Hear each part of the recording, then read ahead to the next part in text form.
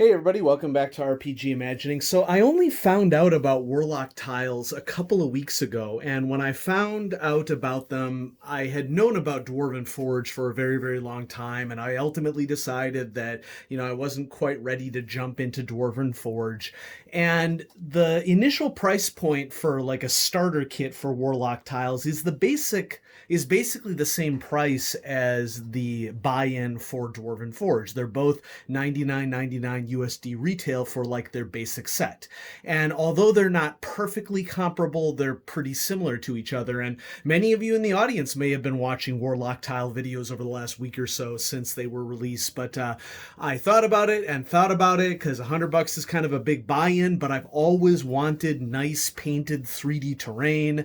And so ultimately I decided to take the jump. And so I thought that we'd do a little bit of first impression work here for these Warlock tiles. And so I got these at my FLGS, and I explicitly decided to get them at my FLGS because whenever possible, and especially during a pandemic, I wanted to make sure that I was giving my gaming dollars as much as possible to smaller retailers. And so, I part of the reason why I was hesitant for this is because I just put in a huge order from Chaosium.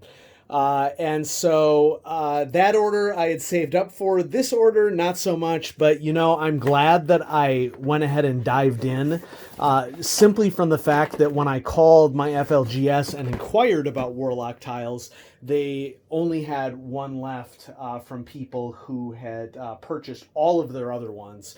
And so, I can obtain these no matter what, but I thought that it was best if I went ahead and obtained them from a friendly local game store. So there's a lot of there's just only two places that you have to cut, and then it comes with this nice carrying handle. Those of you who have heard about the Warlock tiles have probably heard about the carrying handle. And then I'm going to sort of shift this around so that it's in frame. Here we go. This is what you get in a set. And I know that it's cut off up here, but basically what you see in frame is what comes with the kit. And so part of the reason why I decided to dive into this is because of the utility of these tiles for, well, at least what I perceive to be the utility of these tiles for different games. I think that this isn't just useful for fantasy role-playing. I think that this is also useful for horror role-playing as well. And part of the reason why Warlock tiles is what made me take the jump into pre-painted 3D terrain is that the Warlock tiles are two-sided. So they have this really nice like old floorboard on one side and stone on the other side. And this is the classic Dungeon 1 set. This also comes in a town set, and in looking at the town set, it kind of has like a classic German Hamlet type mystique to it. I decided that ultimately I would probably get more utility out of the stone and wooden floors set. Now, all the walls are stone, and the walls here come in two varieties. These are interior walls, and then we have exterior walls over here. And I've read some reviews online about the set, and let's just take these two out. Here's our little instruction manual or guide here for the basics of how this works. One of the big criticisms that people have leveled at the Warlock tiles, and one of the reasons why I'm most interested in them as compared to Dwarven Forge, is that these are interlocking tiles. And so you can see that there are these little Warlock clips that go into terrain pieces, and then those terrain pieces fit into other terrain pieces, and you can construct rooms and miniature dungeons or large dungeons if you get more than one starter set here or additional set, and they all connect together. Whereas Dwarven Forge, what you basically have to do is that modern Dwarven Forge sets have magnets on the bottom, and you can lock, finger quotes, you can lock those magnet pieces onto a magnet board. But the Warlock tiles are interlocking, and people have leveled some criticism about the interlocking nature of this, that it is difficult to connect pieces together and to take them apart. it'll be interesting to see what I think about this, because honestly, folks, I'd rather have these tiles be more difficult to put together and to take apart than the alternative for them just to fall apart. And my understanding that these come with multiple varieties of different clips. So why don't we just go ahead and we're getting 2 baggies here. These pieces right here sort of dock into the edges of a piece, so that if you want to hide the edge of a piece, you can do that. And so this piece will slot in right here if you're not connecting it to anything, so you can give it an edge. And then we have the Warlock clips, which looks like what we have right here. These are all the standard Warlock clips. And then we have another type of clip that my understanding, and I'm blanking on the age, it's like Dragon something or other, that will supposedly lock into another company's type of tile that is an up-and-coming tile. And so maybe they've formed some sort of clandestine alliance where they're going to have terrain that will interface with each other to try to take on Dwarven Forge. Who knows what's actually going to happen? So you have these 2 little bags here. Let's go ahead and take a look at the insert. So firmly press Warlock clip into Warlock tile until you hear an it says and audible click, so that should be an audible click. The Warlock clip should be flush against the tile. Connect to additional tiles, walls, and doors. Floor tiles are reversible. Interior walls and doors can be placed in between 2 tiles. Doors can open and close with a light push. Okay, so here we have a double door, light push. Light push, the doors open. So you get 2 double door pieces. Oh, sorry, wait. You get 4 double door pieces. And these are wall inset doors, which regrettably do not open and close. So these are pieces that you would just stick in between 2 floor tiles if you were doing interior walls. And then you get some opening and closing single doors. And it looks like 4 opening and closing single doors. I'll get to my plan for this starter set, because I wasn't going to invest that amount of money on this if I wasn't going to use it right away, and for something that I've been thinking about doing for a long time. So doors can open and close with a light push. Clips must be in the middle position of the tile for interior pieces to connect and prevent tile creep. Exterior walls can be connected to tile to complete the dungeon. So here's some exterior walls. End walls can be used to fill in any gaps. And so let's check out some of our end walls. These are end walls. Looks like you get 8 of these that'll sort of plug into a little section there. And flipping it over, basically just some advertisements on how to expand your collection. These expansion packs are pricey too. They're either $50 or $100. I knew that I could at least get started with a base set, and then over time my plan will be to add this summoning circles, which this is really cool. This is LED tiles that you can lay and falls into the terrain, and then you can have, like a summoning circle. And so I thought that would be awesome for Call of Cthulhu. And then there's a stairs and ladders pack, which I kind of wish, part of the reason why I'm going to wait on this is that if I can just buy 1 stair piece or 2 stair pieces, even if I have to spend $20 to do that, I'd rather do that than to get a stairs and ladders pack. And so, we'll see what comes out for Warlock tiles as time goes on. And so, yeah, the only thing that I haven't talked about thus far, I think, is these exterior walls. Okay. And you get, looks like 10 of those, and they're of different sizes. So there's 5 of the large exterior walls and 5 of the smaller exterior walls. And so, this strikes me as a good value. I'm excited to start getting building with it. And so what I think I'm going to do right now is I'm going to put some of this stuff back. And I think that, we should just at least check out the clip aspect of these things. And so I think that I'll just start with a floor tile, and we're going to want our clips here. Let's get a couple of floor tiles going so that maybe we can get an interior an exterior door going in there. And I'm going to maybe want grab an interior door. And what else? Probably some interior walls as well. So we can maybe like split apart a room. Let's get one of these big tiles to sort of form the basis of a room, you know, and then we'll go from there, because I could sort of see this being the centerpiece of a center section. And you know, we'll get a couple of exterior walls, and we'll just see what happens here.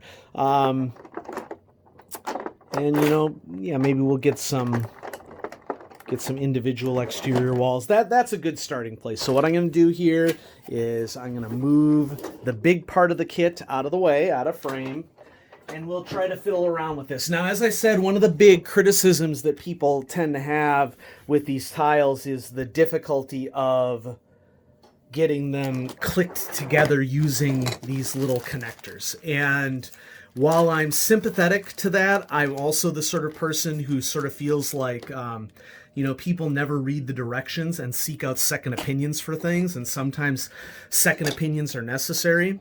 And so I've been watching some videos on this. Okay, so this one, I've just clipped it in there and it's not quite in. I've watched a video that suggests that, you know, one thing that you can do is try to angle it one direction or another direction. So you angle it left and then you angle it back to the right, and that makes it a little easier to clip it in. And I'm not finding it any easier to clip it in using that method. So yeah, let's get that in there. In one, and I went ahead and brought a pliers along for assistance. Not going to put too much pressure on that, and in. Okay, so is it the easiest thing in the world? No, it isn't the easiest thing in the world, but it isn't preventing me from wanting to build with it. I'll tell you that.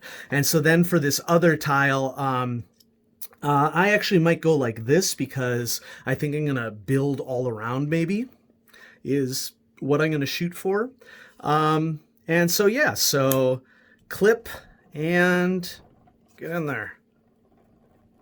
Clip. So it's in, and it wiggles a little bit, but I think that, you know, once everything gets docked in there, this is going to look like a really nice floor. Let's put an interior wall in. So interior wall, you just stick in between two tiles, and it was definitely easiest with it flat, and interior wall is docked in.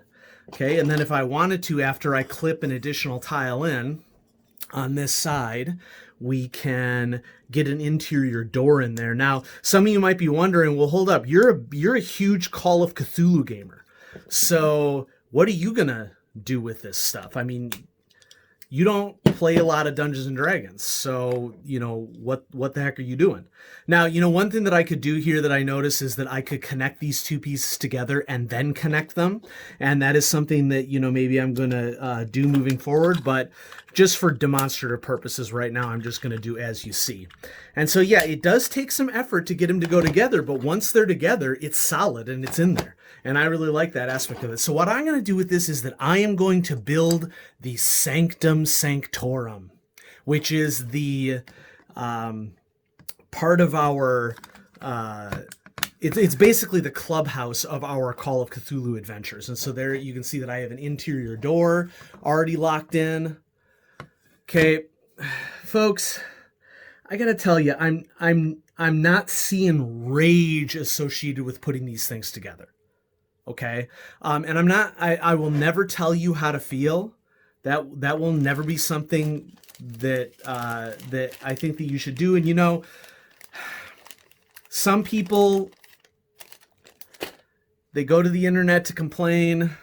If you've read the Amazon reviews for these Warlock tiles, you would think that somebody's firstborn had been taken by WizKids because they think that this product is just so terrible. But with an easy application of pliers, I'm getting these things together without an issue whatsoever. I mean, I'm happy with this purchase so far. I'm going to have a lot of fun building with this, and this is just the base set. And I think over time, I will continue to expand it. And so there we have an exterior wall built in. Okay, maybe we should try a corner piece at this stage. Now, doing a corner piece like this, I think, is going to be a little bit of a challenge. How to get these to be interlocked together is a good question. And maybe this is as simple as you don't have to lock both sides together.